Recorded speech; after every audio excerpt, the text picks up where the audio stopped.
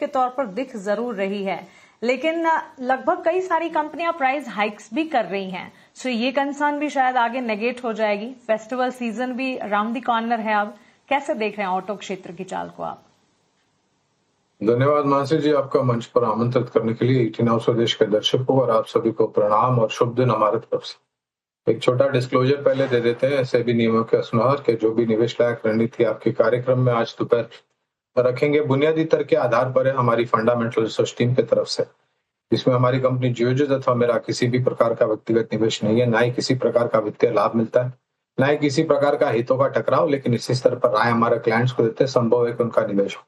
जहां तक बाजार की बात है तो 23,800 और 24,000 ये एक निचला स्तर है जहां से उभरने का प्रयास करता है बाजार, और फिर ऊपर की तरफ 24,000 पहला पड़ाव, 24,200, 24,300, और अगर ये पार कर जाता है तो 24,500 और 24,600।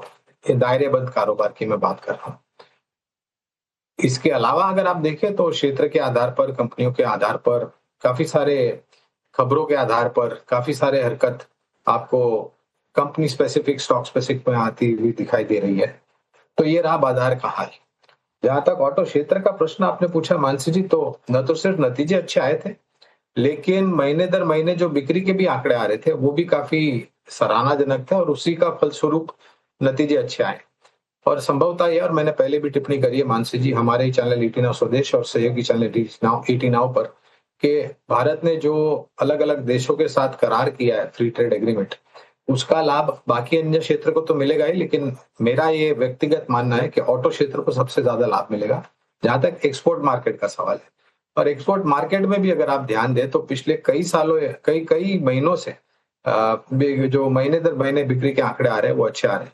आपने लागत खर्च बढ़ने की बात की, आपने दामों में वृद्धि की बात की, तो ये अच्छी बात है। देखिए मानसी जी, अगर आपको एक आधुनिक वाहन चाहिए जिसमें प्रवासियों की सुरक्षा भी हो और जिसमें आधुनिक टेक्नोलॉजी भी हो, तो ये सस्ते दाम में तो आएगा नहीं, इसके लिए आपको दाम चुकाने पड़ेंगे।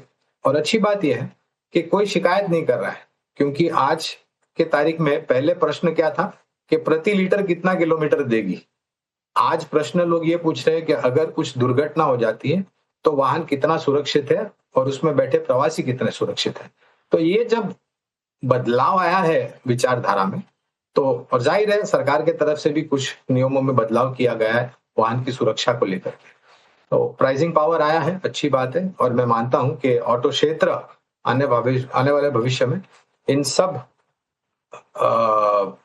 बुनियादी तर्क के आधार पर जो मुद्दे हैं उसको सामने रखते हुए बेहतर रुझान लेकर के आएगा। कई सारी पसंद है, 2 wheeler, 3 wheeler, 4 wheeler, commercial vehicle, tractor, agri equipment, केवल मात्र हरित ऊर्जा से चलने वाले वाहन बनाने वाली कंपनियां, काफी सारी पसंद भी है मानसी जी। For that fundamental take, Gaurang जी। कुणाल, आपसे रियल एस्टेट सेक्टर पर एक राय, और इन पर्टिकुलर कोल्टे पाटिल खबर आई है, और इस वक्त अगर आप देखें तो निफ्टी रियल्टी इंडेक्स भी अच्छी मजबूती दिखा रही है, और इंडेक्स के सारे स्क्रिप्ट्स में लगभग हरे निशान के साथ अच्छी तेजी पर कामकाज देखने को मिला है। रही बात कोल्टेक पाटिल की, स्टॉक में आज के सत्र में ही हमने अच्छे गेन्स देखे, मैनेजमेंट में बदलाव की खबर, कंपनी ने नए सीईओ की नियुक्ति की है। ऋषिकेश परांडिकर सीईओ नए नियुक्त किए गए, जो कि 24 अगस्त से अपना कार्यभार संभालने वाले हैं।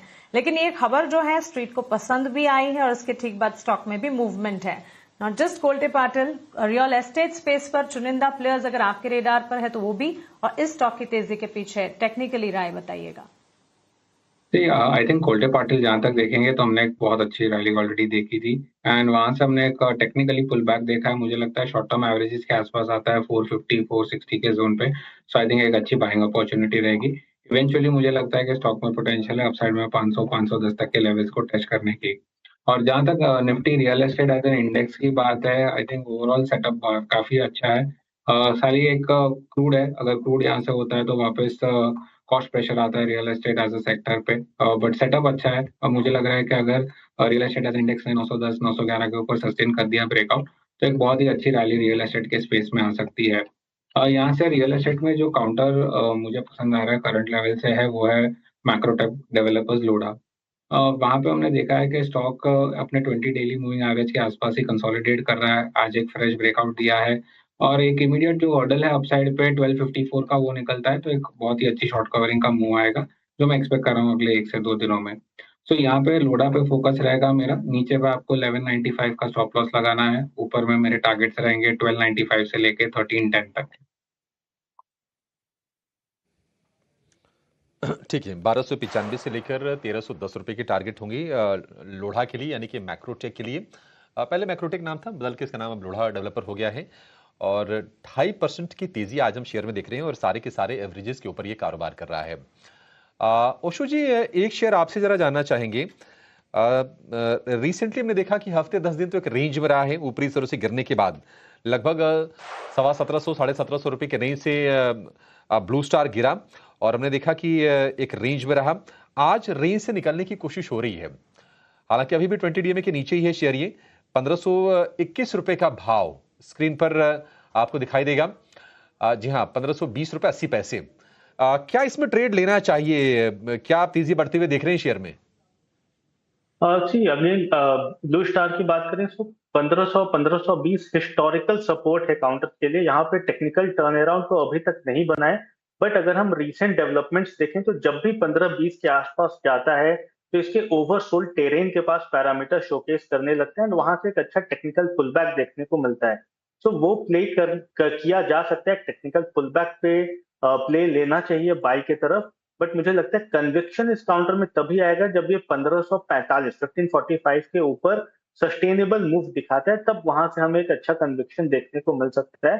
बट अग्रेसिव ट्रेडर्स, बिकॉज ये अर्ली सिग्नल है रिवर्सल्स के, तो करंट लेवल्स पे भी बेटर रिस्क रिवॉर्ड पर्सपेक्टिव पे पोजीशन बना सकते हैं। बट स्ट्रिक्ट स्टॉप लॉस बिल्कुल फॉलो करें। 1470 का स्टॉप लॉस है, सपोर्ट है, उसका स्टॉप लॉस मेंटेन करना है। एंड मुझे लगता है यहाँ से अगर next day follow buying traction देखने को मिलता है तो 1545 पहला पड़ाव एंड उसे ब्रेक थ्रू करता है तो 1620 तक के जोन को ये टारगेट कर सकता है काउंटर। ठीक है, ये राय होगी ब्लू स्टार के शेयर को लेकर। hyundai मोटर का जरा शेयर लेकर आइए। अच्छी तेजी पर आज कारोबार हो रहा है। एफएनओ स्टॉक है, 2.5% ऊपर आपको hyundai मोटर का शेयर नजर आएगा और उसकी वजह यह है कि कंपनी ने 1 सितंबर से 1% तक दाम बढ़ाने का ऐलान किया है अपने अलग अलग मॉडल्स पर। और आज हमने देखा कि अच्छी बाइंग hyundai मोटर की शेयर में आई है। इंडेक्स को आउट परफॉर्म करता हुआ आपको नजर आएगा। Gaurang sir, good afternoon. hyundai motor कैसी लगती है आपको कंपनी सर, और क्या राय होगी आपकी शेयर को लेकर? आपको भी प्रणाम और शुभ दिन हमारे तरफ से। तो ये कंपनी है जो हमारी सूची में नहीं है, क्योंकि हमें लग रहा था कि मूल्यांकन को लेकर के और नतीजों को लेकर के जो मेल मिलाप होना था वो हो नहीं रहा है। 1% की भाव वृद्धि के खबरों पर शायद आज हरकत में है Hyundai मोटर का शेयर। जहां तक बिक्री का सवाल है, मार्केट शेयर का सवाल है अभिषेक भाई, तो वो तो काफी अच्छा है, लेकिन कवरेज न होने के कारण विशेष रूप में तो टिप्पणी नहीं कर पाऊंगा। मैंने ऐसा भी सुना है कि हरित ऊर्जा से चलने वाले वाहनों की जो श्रेणी है वहां पर और भी नए प्रोडक्ट से उतारने की विचारधारा रख रहे हैं, पोर्टफोलियो बढ़ाने का विचार रख रहे हैं, तो शायद थोड़ा बहुत और प्रोत्साहन मिल सकता है जहां तक महीने दर महीने बिक्री का आंकड़ा है। विशेष रूप में तो टिप्पणी नहीं कर पाऊंगा क्योंकि कवरेज नहीं है Hyundai मोटर पर। ठीक है, Hyundai को लेकर ये व्यू हो गया। लगभग 2 साल पहले 2024 में सितंबर या अक्टूबर में इनका आईपीओ आया था और जो भाव था 1960 रुपए का था, तो बहुत पैसे बना के दिए नहीं है। हालांकि कंपनी सॉलिड है, वैल्यूएशंस थोड़े से प्रीमियम थे और ये भी रीजंस हैं कि काफी दिनों तक ये रेंज में ये शेयर फंसा रहा। लेकिन चलिए काम करते हैं, एक छोटा सा ब्रेक